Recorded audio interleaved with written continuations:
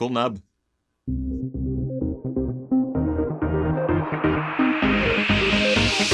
Ginger Runner. What is up, everybody? Ethan Newberry, the Ginger Runner, here for another Ginger Runner review. Hope you're staying home, staying safe, but also getting out there and getting some training in whenever you can, however you can. Before I even dive into today's review, I want to point out that this video is being uploaded on May 2nd. You may be watching it on another day, but May 2nd is important to us because it was supposed to be the day that we were going to be running Tiger Claw for the second year in a row, which is our trail race that we host here in the Pacific Northwest. Unfortunately, we've had to postpone that. We're working with government agencies to figure out when we can postpone that too, but we decided to celebrate the day on which Tiger Claw was supposed to take place. We're calling it Tiger Claw Day.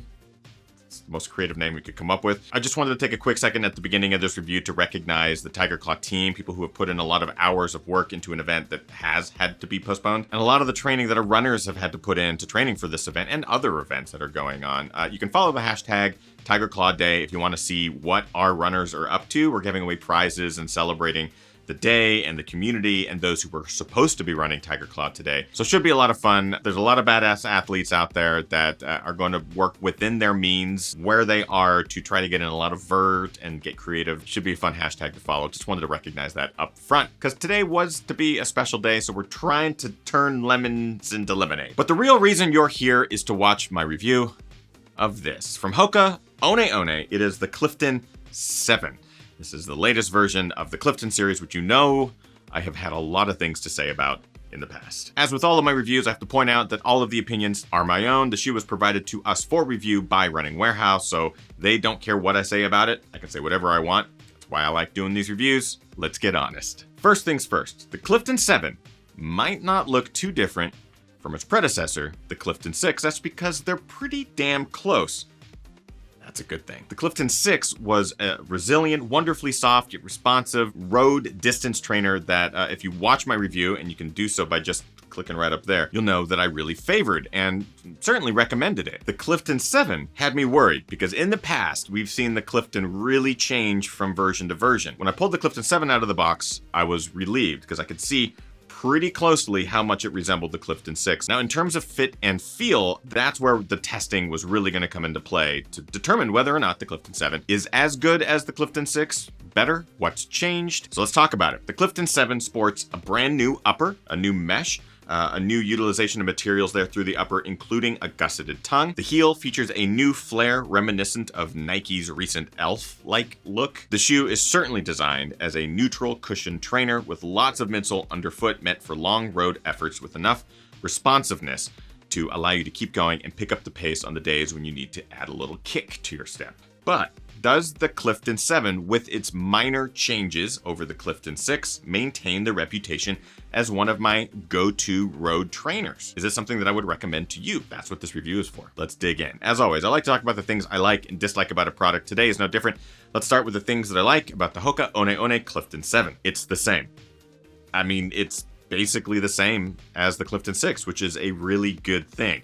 So if you remember my reviews of the Clifton 1, every Clifton after that has been pretty dramatically different. I'm happy to report that the differences between the 6 and 7 are fairly negligible. If you're used to the Clifton 6, you're going to feel right at home in the Clifton 7. It is such a nice thing. It's very reassuring when you see a shoe brand carry over a lot of the wonderful benefits of a shoe to the next version while tweaking ever so slightly some of the things that maybe needed tweaking. The mesh.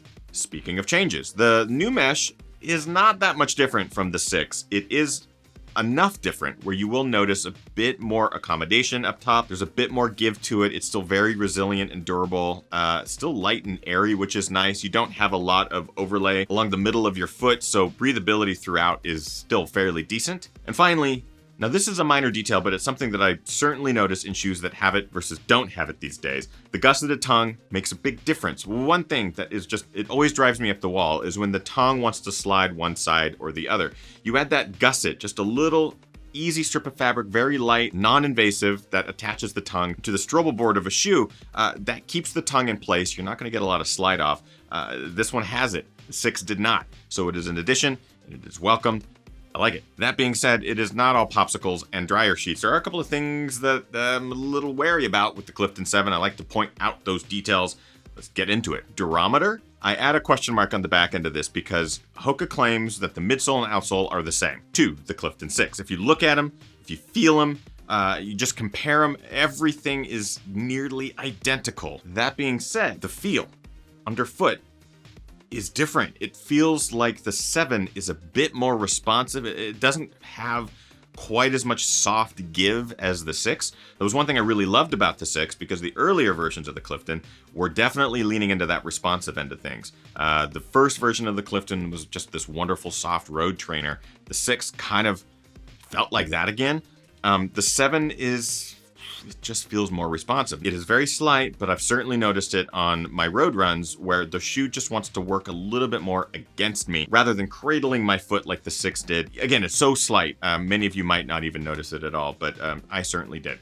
Is it a durometer issue? Is it the fact that these are sample shoes? I don't know. Just wanted to point it out. The heel. So in the Clifton 7s, you'll notice this wonderful elfin-like pointy heel thing. A lot of Nikes have that right now. Seems to be the trend, making our shoes look like elf shoes. But what I believe they're doing is they're removing that webbing material that helps you get the heel on of the shoe has been replaced by this Achilles point, essentially a pull tab allowing you to pull the shoe onto the back of your heel. I prefer the hook tab. You can actually put your finger through. It really gives you a good opportunity to yank that shoe onto your heel. One thing I always ran into with the 6s was folding this V formation down into the heel of the shoe as you put the heel on. You're not going to get that same fabric fold over with the 7 by simply having an extended Achilles heel anchor there. While I welcome the smoothness with which my heel is able to enter the heel cup, I do miss the loop of webbing material just to yank that thing on quickly. It's a small detail, but it's something I gotta note. And that is pretty much it for dislikes of the Clifton 7. I think that's due in large part because they didn't change much, and the Clifton 6 was one of those shoes that I ran a ton of miles in, training and racing on roads for the last year. It's always been in my rotation. I still have my pair and I still love it. So I'm happy to see that. In conclusion, the Clifton 7 doesn't change much. It's going to work well for those of you looking for a neutral, cushioned road running shoe, whether for racing or for training, primarily in the training realm. But if you want to pick up the pace a little bit, this new semi-responsive midsole that's really well balanced is going to work well for those speed days. You're not going to see a lot of weight change. The Clifton 7 is 1 gram heavier than the Clifton 6, which is a completely negligible number in the whole scheme of things. If you're that worried about it, just don't eat a grape at lunch. Solved. But let's get more specific. Build quality. These more recent Hoka Cliftons have been holding up really, really well. So the Clifton 6 has been holding up well. The 7 is no different. The materials are well used. They're well applied. You're not going to get a lot of breakdown. Basically, the shoe's going to last you hundreds of miles and it's going to be good. Comfort. I do think the Clifton 6 is more comfortable. This is going to be personal preference. I don't know if the durometer has changed in the midsole of this shoe whatsoever. I think they're going to claim nothing's changed. But as far as cushion, I'm going to lean a little bit more towards the Clifton 6. If you can find a pair on sale, that's amazing. But, you know, if you're stuck with the Clifton 7, you're barely going to notice it. Fit, I think the Clifton 7 is a really good fitting shoe. It fits very similarly, if not exactly the same as the Clifton 6. I have found I've been able to get a bit better fit out of the Clifton 7 purely because I don't have to really crank down the laces as I did in the Clifton 6. So overall, I'm going to lean towards the Clifton 7 as far as fit is concerned.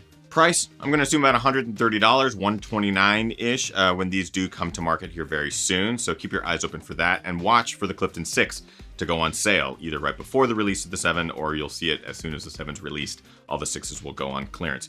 Be a great snag to be able to pick up some of those old Clifton 6s when these guys drop. And finally, looks. You know, it's okay. It's not my favorite shoe. I've seen some other colorways that are more attractive than this, but, you know, a little bit of cream on top, a little bit of gold and blue. It's all right. And just the look of the Clifton really hasn't changed much from generation to generation. So you're kind of getting the same look, polish, color combo. They haven't really done anything too dramatic to change the looks of this shoe. That's pretty much obvious. Bringing us to our final criteria, is the Clifton 7 a buy, try, or a why? I'm going to say try. Because the Clifton 6 are still in the market, and I imagine those prices are going to come down once the 7 becomes available, that shoe will be a buy. But the Clifton 7 is going to be a solid try when it does drop, just because I do like some of the modern features. I miss some of the others from the last version. I'm happy to see it not change too much, but that is my opinion on that. So the question of the day is, have you tried the Hoka One One Clifton series? What is your favorite version? If you say anything between 2 to 5 or 6, we're gonna have to talk about it. But basically, the Clifton's been a long time shoe from Hoka, one of those first shoes that they released here in the United States for road runners that really started to get attention and traction.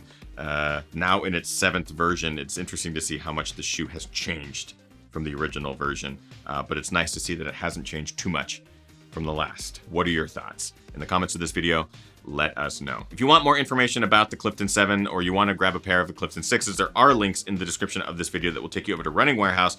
When these do become available, that link will change to a Clifton 7 link. It is an affiliate link. It supports the channel, costs you nothing. Consider it if you haven't already. And if that is not enough Hoka One One review for you, don't worry, because next week we'll have a review of the Rincon 2. Oh boy.